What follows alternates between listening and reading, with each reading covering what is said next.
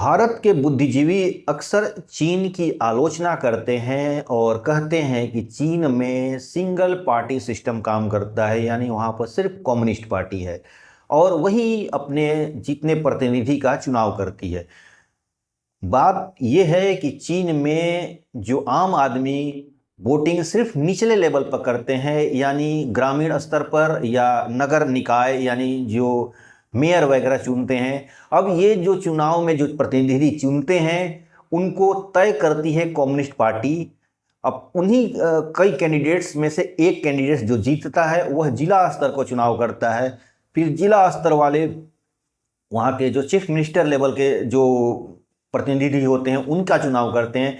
फिर ये state level वाले प्रतिनिधि सेंट्रल लेवल का यानी प्रेसिडेंट का चुनाव करते हैं। यानी इस तरह का वहाँ पर सिस्टम काम करता है। भारत के बुद्धिजीवी ये कहते हैं कि कम्युनिस्ट पार्टी किसी को भी अगर कैंडिडेट्स बना दे उन्हीं में से उनको चुनना पड़ता है, वहाँ मजबूरी है। भारत में ऐसी मजबूरी नहीं है क्योंकि भारत में बहुदलीय पार्टी है।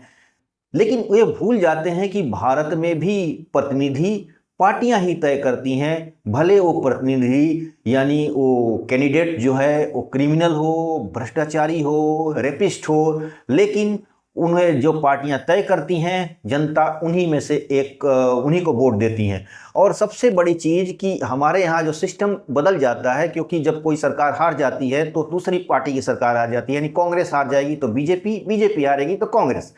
लेकिन ये बात बुद्धिजीवी भूल जाते हैं कि इन कम्युनिस्ट कांग्रेस पार्टियों में जो प्रतिनिधि जो कैंडिडेट्स कभी उस पार्टी से इस पार्टी से उस पार्टी गए होते हैं, यानी दल बदलू लोग होते हैं। यानी भले आपकी पार्टियां बदल जाती हैं, कैंडिडेट्स वही रहते हैं, वही भ्रष्ट चेहरा, वही रेपिस्ट, वही क्रिमिनल्स वही रह जाते हैं। वो अपना पाला बदल के दूसरी पार्टी में चली जाते हैं। इसलिए भारत के लोकतंत्र में भी सुधार की जरूरत है। हमें चीन की सिर्फ आलोचना करने की जरूरत नहीं है।